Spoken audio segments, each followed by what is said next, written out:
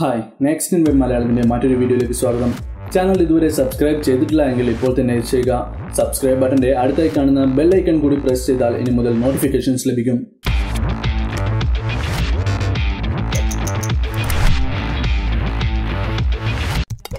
Sensor size, megapixel resolution, lens, മറ്റ് specs എന്നിവ നോക്കി കൂടുതൽ വാല്യൂ ഫോർ മണി ആയിട്ടുള്ള ക്യാമറ ചൂസ് ചെയ്യുക. അതുപോലെ തന്നെ DSLR ക്യാമറ ലോഞ്ച് ആയ വർഷം കൂടി നോക്കുക. 4 അല്ലെങ്കിൽ 5 വർഷം മുമ്പ് ലോഞ്ച് ചെയ്ത മോഡലുകളൊക്കെ വാങ്ങാതിരിക്കുന്നതാണ് നല്ലത്. കാരണം ടെക്നോളജി ഇതിനിടയിൽ ഒരുപാട് അഡ്വാൻസ്ഡ് ആയിട്ടുണ്ടാകും. ഇനി ഇന്ത്യയിൽ ഇപ്പോൾ ലഭ്യമായിട്ടുള്ള ചില ബഡ്ജറ്റ് DSLR ക്യാമറകൾ ഏതൊക്കെയാണെന്ന് നോക്കാം. നിക്കോൺ D7200 ആണ് ആദ്യം പറയാനുള്ളത്. വില 65,000 രൂപയോളം വരും. ഈ കൂട്ടത്തിൽ ഏറ്റവും വിലയുള്ളതും ഇതിനാണ്. f3.5 to f5.6 അപ്പേച്ചറുള്ള 18 to 105 mm വിയ കിറ്റ് ലെൻസ് ആണ് കൂടെ ലഭിക്കുക. DSLR ബോഡി മാത്രം മതിയെങ്കിൽ 55,000 രൂപയോളമാണ് വില. 24.2 മെഗാപിക്സൽ ക്രോപ്പ് സെൻസറുള്ള ഈ ക്യാമറയിൽ ISO റേഞ്ച് 100 മുതൽ 25,600 വരെയാണ്. പക്ഷേ 1,02,400 വരെ ISO ബൂസ്റ്റ് ചെയ്യാനും സാധിക്കും. 3.2 ഇഞ്ചസിന്റെ LCD ഡിസ്പ്ലേ ആണ് ഇതിനുള്ളത്, ടച്ച് സ്ക്രീൻ അല്ല. 6 ഫ്രെയിംസ് പെർ സെക്കൻഡിൽ കണ്ടിന്യൂസ് ഷൂട്ടിംഗ് മോഡ് ഇതിനുണ്ട്. 30 സെക്കൻഡ് മുതൽ സെക്കൻഡിന്റെ 8,000 വരെയാണ് ഷട്ടർ സ്പീഡ്. 60 ഫ്രെയിംസ് പെർ സെക്കൻഡിൽ ഫുൾ HD വീഡിയോസ് റെക്കോർഡ് ചെയ്യാനും ഇതിനാവും. ബിൽറ്റ് ഇൻ സ്റ്റീരിയോ മൈക്രോഫോൺസ് ഉണ്ട്. 675 ഗ്രാം ഭാരമുണ്ട് ഈ DSLR ക്യാമറയ്ക്ക്. മാർച്ച് 2015 ഇത് ലോഞ്ച് ചെയ്തത്. കാനോണിന്റെ 800D ക്യാമറയിൽ കൺസിഡർ ചെയ്യുക. 55,000 രൂപയോളമാണ് ഇതിന്റെ വില. ഇതിൽ സ്റ്റെബിലൈസേഷൻ ക്യാമറയുടെ ബോഡിയിൽ തന്നെയാണ്. അതുകൊണ്ട് സ്റ്റെബിലൈസേഷൻ ഇല്ലാത്ത ലെൻസുകളും കുഴപ്പമില്ലാതെ ഉപയോഗിക്കാൻ സാധിക്കും. 24.2 മെഗാപിക്സൽ ക്രോപ്പ് സെൻസറാണ് ഇതിനുള്ളത്. ബഡ്ജറ്റ് സെഗ്മെന്റിലെ ഏറ്റവും നല്ല ഓട്ടോ ഫോക്കസ് ഈ ക്യാമറയ്ക്കാണ് എന്ന് പറയാൻ സാധിക്കും. 45 point all cross type auto focus, പിന്നെ dual pixel CMOS auto focus എന്നിവയാണ് ഇതിനുള്ളത്. ബാറ്ററി ലൈഫ് അത്ര മികച്ചതല്ല. 531 ഗ്രാം ഭാരമുള്ള ഈ DSLR ക്യാമറയിൽ വൈഫൈ, ബ്ലൂടൂത്ത്, NFC കണക്ടിവിറ്റി ഉള്ളതുകൊണ്ട് ആപ്പ് ഉപയോഗിച്ച് ഫോട്ടോസ് നേരിട്ട് ഫോണിലേക്ക് ഷെയർ ചെയ്യാം. ഇമേജ് പ്രോസസ്സറായി Digic 7 ആണുള്ളത്. Full HD video 60 frames per സെക്കൻഡിൽ റെക്കോർഡ് ചെയ്യാൻ ഈ DSLR ക്യാമറയ്ക്ക് സാധിക്കും. 6 ഫ്രെയിംസ് പെർ സെക്കൻഡിൽ കണ്ടിന്യൂസ് ഷൂട്ടിംഗ് മോഡ് ഇതിനുണ്ട്.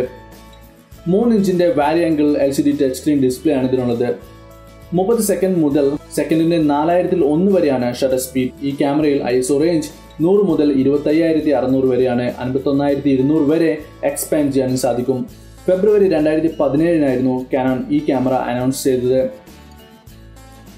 സോണിയുടെ ആൽഫ 68 ആണ് അടുത്ത ക്യാമറ. വില ഏകദേശം 40,000 രൂപയാണ്. 24 മെഗാപിക്സൽ ക്രോപ്പ് CMOS സെൻസറുള്ള ഈ ക്യാമറയ്ക്ക് 2.7 ഇഞ്ചിന്റെ ആർട്ടിക്കുലേറ്റഡ് ഡിസ്പ്ലേ ആണുള്ളത്. ട്രഡീഷണൽ DSLR ക്യാമറകളിൽ ഉള്ളതുപോലെ ചലിക്കുന്ന മിറർ ഇതിലില്ല.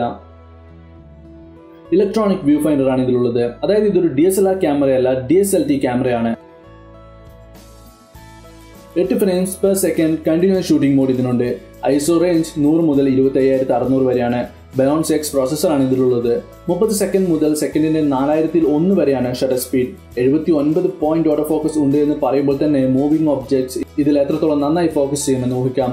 പ്രധാനപ്പെട്ട വിവരങ്ങൾ മാത്രം ഡിസ്പ്ലേ ചെയ്യാൻ വേണ്ടിയുള്ള ഒരു സെക്കൻഡറി ഡിസ്പ്ലേ ഇതിലുണ്ട്. ഇതിൽ സ്റ്റെബിലൈസേഷൻ ക്യാമറയുടെ ബോഡിയിൽ തന്നെയാണ്.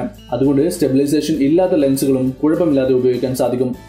Full HD video 60 frames per സെക്കൻഡിൽ റെക്കോർഡ് ചെയ്യാൻ ഈ ക്യാമറയ്ക്ക് സാധിക്കും.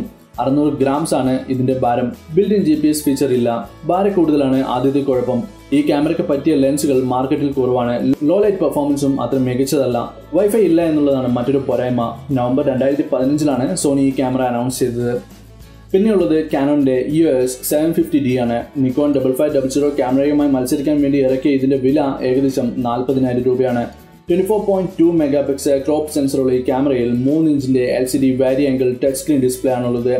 ഇമേജ് പ്രോസസ്സറായി ഉപയോഗിച്ചിരിക്കുന്നത് Digic 6 ആണ്. 18 to 55 mm കിറ്റ് ലെൻസ് ആണ് കൂടെ ലഭിക്കുക. 19 point cross type auto focus, hybrid CMOS auto focus 3 എന്നിവയാണ് പ്രധാന പ്രത്യേകതകൾ. 100 മുതൽ 12,800 വരെയാണ് ISO സെൻസിറ്റിവിറ്റി. ഇത് 25,600 വരെ എക്സ്പാൻഡ് ചെയ്യാനും സാധിക്കും. വൈഫൈ, NFC എന്നിവ ഉള്ളതുകൊണ്ട് സ്മാർട്ട് ഫോൺ, ടാബ്ലറ്റ്സ്, പ്രിന്റർ എന്നിവയിലേക്ക് എളുപ്പത്തിൽ കണക്ട് ചെയ്യാൻ സാധിക്കും. ഇതിനായി കാനോൺ ഫോട്ടോ കമ്പാനിയൻ എന്ന ആപ്പാണ് ഉപയോഗിക്കേണ്ടത്. 30 സെക്കൻഡ് മുതൽ സെക്കൻഡിന്റെ 4,001 വരെയാണ് ഷട്ടർ സ്പീഡ്. 5 ഫ്രെയിംസ് പെർ സെക്കൻഡിൽ കണ്ടിന്യൂസ് ഷൂട്ടിംഗ് മോഡ് ഉണ്ട് ഇതിന്.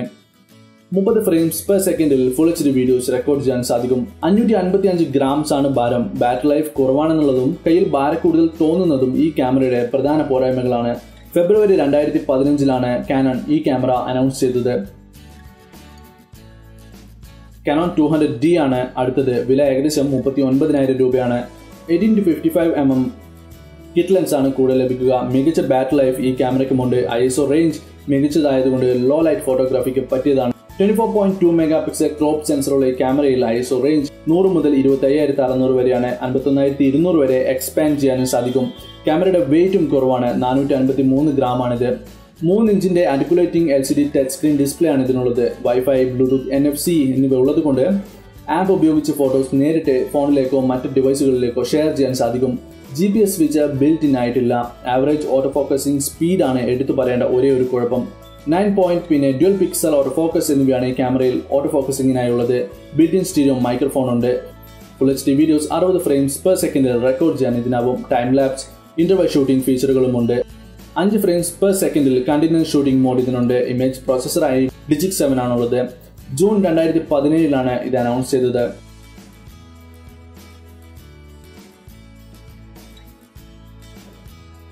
നിക്കോൺ D5600 ആണ് അടുത്തത്. നിക്കോൺ D5500യുടെ പകരക്കാരനാണിത്. വില ഏകദേശം 38,000 രൂപയാണ്. 24.2 മെഗാപിക്സൽ ആണ് സെൻസർ. വൈഫൈ, ബ്ലൂടൂത്ത്, NFC എന്നിവ ഉള്ളതുകൊണ്ട് സ്നാപ്ബ്രിഡ്ജ് ആപ്പ് ഉപയോഗിച്ച് ഫോട്ടോസ് നേരിട്ട് ഫോണിലേക്ക് ഷെയർ ചെയ്യാൻ സാധിക്കും.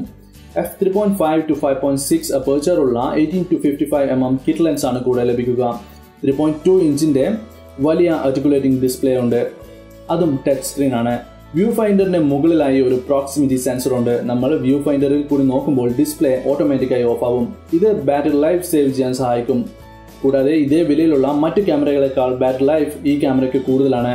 100 മുതൽ 25,600 വരെയാണ് ISO റേഞ്ച്. നിക്കോൺ D5300 ഉള്ള പോലെ GPS ഫീച്ചർ ബിൽറ്റ് ഇൻ ആയിട്ടില്ല. പക്ഷെ സ്മാർട്ട് ഫോണിൽ നിന്നും ഷെയർ ചെയ്യാൻ സാധിക്കും. 39 പോയിന്റ് ഓട്ടോ ഫോക്കസ് പോയിന്റ്സ് ഉള്ളതുകൊണ്ട് മൂവിംഗ് ഒബ്ജക്ട്സ് വളരെ നന്നായി ഫോക്കസ് ചെയ്യാൻ സാധിക്കും. 30 സെക്കൻഡ് മുതൽ സെക്കൻഡിന്റെ 4001 വരെയാണ് ഷട്ടർ സ്പീഡ്. 5 ഫ്രെയിംസ് പെർ സെക്കൻഡിൽ കണ്ടിന്യൂസ് ഷൂട്ടിംഗ് മോഡ് ഇതിനുണ്ട്. Full HD video 60 frames per സെക്കൻഡിൽ റെക്കോർഡ് ചെയ്യാൻ ഇതിനാവും. ടൈം ലാപ്സ്, ഇന്റർവൽ ഷൂട്ടിംഗ് ഫീച്ചറുകളുമുണ്ട്. ബിൽറ്റ് ഇൻ USB പോർട്ട് ആണുള്ളത്. ക്യാമറ കമ്പ്യൂട്ടറുമായി കണക്ട് ചെയ്യാനും സാധാരണ മൈക്രോ USB കേബിൾ തന്നെ ഉപയോഗിക്കാൻ സാധിക്കും. 465 ഗ്രാംസ് ആണ് ഭാരം. നവംബർ 2016 ഈ DSLR ക്യാമറയുടെ ലോഞ്ച്. നിക്കോൺ D5300 ഞാൻ 2 വർഷത്തോളം ഉപയോഗിച്ച ക്യാമറയാണ്. 35,000 രൂപയോളമാണ് ഇതിന്റെ ഇപ്പോഴത്തെ വില. നിക്കോൺ D5600 നിന്നും ടച്ച് സ്ക്രീനും മറ്റു ചില ഫീച്ചറുകളും എടുത്തു മാറ്റിയാൽ നിക്കോൺ D5300 ആയി എന്ന് പറയാം. ഇതിൽ ബഡ്ജറ്റും ഫീച്ചേഴ്സും ബാലൻസ്ഡ് ആണ്. 24 മെഗാപിക്സൽ സെൻസറാണുള്ളത്. ആർട്ടിക്കുലേറ്റിംഗ് LCD ഡിസ്പ്ലേ വളരെ ഉപകാരപ്പെടും. ISO റേഞ്ച് 100 മുതൽ 12,800 വരെയാണ്. പക്ഷേ ബൂസ്റ്റ് ചെയ്യാൻ സാധിക്കും. മിനിമൽ നോയ്സിൽ ലോ ലൈറ്റ് ഫോട്ടോഗ്രാഫി ഇതിൽ സാധ്യമാവും. 30 സെക്കൻഡ്സ് മുതൽ സെക്കൻഡിന്റെ 4001 വരെയാണ് ഷട്ടർ സ്പീഡ്. 5 ഫ്രെയിംസ് പെർ സെക്കൻഡിൽ കണ്ടിന്യൂസ് ഷൂട്ടിംഗ് മോഡ് ഇതിനുണ്ട്. 39 ഓട്ടോ ഫോക്കസ് പോയിന്റ്സ് ഉള്ളതുകൊണ്ട് മൂവിംഗ് ഒബ്ജക്ട്സ് വളരെ നന്നായി ഫോക്കസ് ചെയ്യാൻ സാധിക്കും. 539 ഗ്രാംസ് ആണ് ഇതിന്റെ ഭാരം. ബിൽറ്റ് ഇൻ GPS ഫീച്ചർ ഉണ്ട്. പല ലെൻസ് ബണ്ടിൽ കിറ്റുകളുമായി ഈ ക്യാമറ വാങ്ങാവുന്നതാണ്. ടച്ച് സ്ക്രീൻ ഇല്ല എന്നുള്ളതാണ് ഒരേ ഒരു പോരായ്മ.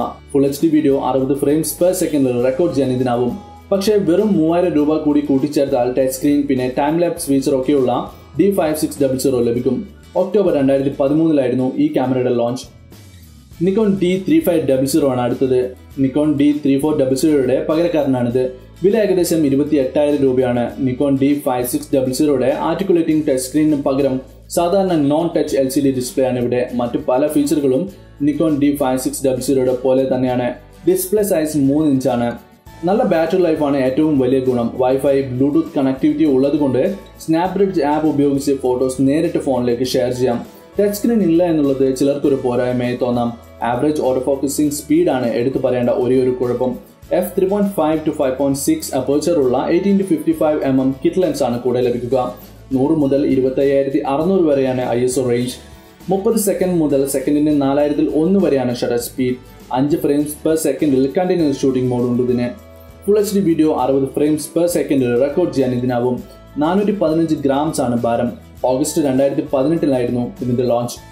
കാനോൺ 1500D ഒരു എൻട്രി ലെവൽ DSLR ലൈനപ്പിൽ ഏറ്റവും പ്രധാനപ്പെട്ടതാണ്. 27,000 രൂപയോളമാണ് ഇതിന്റെ വില. ഫെബ്രുവരി 2014 ലോഞ്ച് ചെയ്ത 1200D ആണ് കാനോണിന്റെ ഇന്ത്യയിലെ ഏറ്റവും സക്സസ്ഫുൾ ആയിട്ടുള്ള മോഡൽ. ആമസോണിൽ ഇത് ലോഞ്ച് ചെയ്ത ദിവസം മുതൽ ഈ ക്യാമറയായിരുന്നു ബെസ്റ്റ് സെല്ലർ. ഈ ക്യാമറയുടെ അപ്ഡേറ്റ് ആയിട്ടാണ് കാനോൺ 1500D വന്നിരിക്കുന്നത്. 24 മെഗാപിക്സൽ സെൻസറുള്ള ഈ ക്യാമറയിൽ 3 ഇഞ്ചിന്റെ സ്ക്രീനാണുള്ളത്. ISO റേഞ്ച് 100 to 6400 ആണ്. ഇത് ലോ ലൈറ്റ് ഫോട്ടോഗ്രാഫിക്ക് അത്ര മികച്ചതല്ല. 30 സെക്കൻഡ് മുതൽ സെക്കൻഡിന്റെ 4001 വരെയാണ് ഷട്ടർ സ്പീഡ്. 3 ഫ്രെയിംസ് പെർ സെക്കൻഡിൽ കണ്ടിന്യൂസ് ഷൂട്ടിംഗ് മോഡ് ഈ ക്യാമറയ്ക്കുണ്ട്. 9-point ഓട്ടോ ഫോക്കസിംഗ് സിസ്റ്റമാണുള്ളത്. മൂവിംഗ് ഒബ്ജക്ട്സിൽ ലോക്ക് ചെയ്യാൻ ചിലപ്പോൾ ബുദ്ധിമുട്ടായിരിക്കും. 475 ഗ്രാംസ് ഭാരം മാത്രമേ ഈ ക്യാമറയ്ക്കുള്ളൂ. ഏറ്റവും കുറഞ്ഞ വിലയിൽ ലഭിക്കുന്ന ഒരു DSLR ക്യാമറയാണിത്. ബാറ്ററി ലൈഫും മികച്ചതാണ്. ലോ ലൈറ്റ് ഫോട്ടോഗ്രാഫിക്ക് അത്ര മികച്ചതല്ല. കൂടാതെ ഓട്ടോ ഫോക്കസ് പോയിന്റ്സ് കുറവായതുകൊണ്ട് മൂവിംഗ് ഒബ്ജക്ട്സ് ഫോക്കസ് ചെയ്യാൻ ബുദ്ധിമുട്ട് നേരിടും. മാർച്ച് 2018 ഈ DSLR ക്യാമറ ലോഞ്ച് ചെയ്തത്. കാനോൺ 300D ബഡ്ജറ്റ് ക്യാമറകളിൽ ഏറ്റവും ആദ്യത്തേതാണ്. ഏറ്റവും കുറഞ്ഞ വിലയിൽ ഒരു DSLR വാങ്ങാൻ ഉദ്ദേശിക്കുന്നുവെങ്കിൽ വേറൊന്നും ആലോചിക്കേണ്ട. 25,000 രൂപയോളമാണ് ഇതിന്റെ വില. 18 മെഗാപിക്സൽ ക്രോപ്പ് സെൻസറും ഡിജിറ്റ് 4 ഇമേജ് പ്രോസസ്സറുമാണ് ഇതിലുള്ളത്. 3 ഇഞ്ചസിന്റെ LCD ഡിസ്പ്ലേ ആണുള്ളത്. വൈഫൈ ബ്ലൂടൂത്ത് കണക്ടിവിറ്റി ഉള്ളതുകൊണ്ട് ആപ്പ് ഉപയോഗിച്ച് ഫോട്ടോസ് നേരിട്ട് സ്മാർട്ട് ഫോണിലേക്ക് ഷെയർ ചെയ്യാൻ സാധിക്കും. ISO റേഞ്ച് അത്ര മികച്ചതല്ലാത്തതുകൊണ്ട് ലോ ലൈറ്റ് ഫോട്ടോഗ്രാഫിക്ക് ഈ DSLR ക്യാമറ അത്ര ഉത്തമമല്ല. 100 മുതൽ 6400 വരെയാണ് ISO റേഞ്ച്. ഇത് 12800 വരെ എക്സ്പാൻഡ് ചെയ്യാം. 9-point ഓട്ടോ ഫോക്കസ് ആണ് ഇതിലുള്ളത്. 30 സെക്കൻഡ് മുതൽ 4001 വരെ ആണ് ഷട്ടർ സ്പീഡ്. 3 ഫ്രെയിംസ് പെർ സെക്കൻഡിൽ കണ്ടിന്യൂസ് ഷൂട്ടിംഗ് മോഡ് ഇതിനുണ്ട്. 30 ഫ്രെയിംസ് പെർ സെക്കൻഡിൽ ഫുൾ HD വീഡിയോസ് റെക്കോർഡ് ചെയ്യാൻ സാധിക്കും. 485 ഗ്രാംസ് ആണ് ഭാരം. ഫീച്ചറുകൾ കുറവാണെങ്കിലും തുടക്കക്കാർക്ക് പറ്റിയ ഒരു ക്യാമറയാണിത്. ഏപ്രിൽ 2016 ഇതിന്റെ ലോഞ്ച്. കാനോൺ 3000D പറയാതെ ഈ വീഡിയോ അവസാനിപ്പിക്കാൻ സാധിക്കില്ല. ഈ കൂട്ടത്തിൽ ഏറ്റവും വില കുറഞ്ഞ DSLR ക്യാമറയാണിത്. 22,000 രൂപ മാത്രമാണ് ഇതിന്റെ വില. 18 മെഗാപിക്സൽ ക്രോപ്പ് സെൻസറും ഡിജിറ്റ് 4+ ഇമേജ് പ്രോസസ്സറുമാണ് ഇതിലുള്ളത്. 9-point ഓട്ടോ ഫോക്കസ് വിത്ത് 1 centre close type auto focus ഉള്ള ഓട്ടോ ഫോക്കസ് സിസ്റ്റവും ISO റേഞ്ച് 100 മുതൽ 6400 വരെയാണ്. 12800 വരെ എക്സ്പാൻഡ് ചെയ്യാനും സാധിക്കും. വൈഫൈ സപ്പോർട്ടും ഉണ്ട്. f3.5 to 5.6 അപ്പേച്ചർ ഉള്ള 18-55mm കിറ്റ് ലെൻസ് ആണ് കൂടെ ലഭിക്കുക. 30 ഫ്രെയിംസ് പെർ സെക്കൻഡിൽ ഫുൾ HD വീഡിയോസ് റെക്കോർഡ് ചെയ്യാൻ ഇതിനാവും. 3 ഫ്രെയിംസ് പെർ സെക്കൻഡിൽ കണ്ടിന്യൂസ് ഷൂട്ടിംഗ് മോഡുമുണ്ട്. 2.7 ഇഞ്ചസിന്റെ LCD ഡിസ്പ്ലേ ആണ് ഇതിനുള്ളത്. 30 സെക്കൻഡ് മുതൽ സെക്കൻഡിന്റെ 4001 വരെയാണ് ഷട്ടർ സ്പീഡ്. 475 ഗ്രാം ആണ് ഇതിന്റെ ഭാരം. March 2018 launch. Nikon, Canon, Sony എന്നീ 3 ബ്രാൻഡുകളിൽ ഒരെണ്ണം തിരഞ്ഞെടുക്കുന്നതായിരിക്കും നല്ലത്. പെൻടാക്സ് പോലെയുള്ള ക്യാമറ ബ്രാൻഡുകൾ ഉണ്ടെങ്കിലും ആക്സസറീസിന്റെയും ആഫ്റ്റർ സെയിൽ സർവീസിന്റെയും കാര്യത്തിൽ നേരത്തെ പറഞ്ഞ 3 ബ്രാൻഡുകളായിരിക്കും മികച്ചത്. എന്തായാലും മിറർലെസ് ക്യാമറകളാണ് ഫ്യൂച്ചർ. DSLR ക്യാമറകളുടെ വലിപ്പം ഇഷ്ടമല്ല എങ്കിൽ മിറർലെസ് ക്യാമറകൾ വാങ്ങാവുന്നതാണ്. 2 ടൈപ്പ് ക്യാമറകൾക്കും ഗുണങ്ങളും ദോഷങ്ങളുമുണ്ട്. കോമണായി പറയുമ്പോൾ auto focus speed, image previewing, image stabilisation, image quality, playback എന്നിവയിൽ 2 തരം ക്യാമറകളും ഒരുപോലെയാണെന്ന് പറയാൻ സാധിക്കും. വീഡിയോ ക്വാളിറ്റിയിൽ പക്ഷേ മിറർലെസ് ക്യാമറകളാണ് ബെറ്റർ. കാരണം മിക്ക മിറർലെസ് ക്യാമറകൾക്കും ഇന്ന് 4K അല്ലെങ്കിൽ അൾട്രാ HD വീഡിയോ റെക്കോർഡിംഗ് ഫീച്ചറുണ്ട്.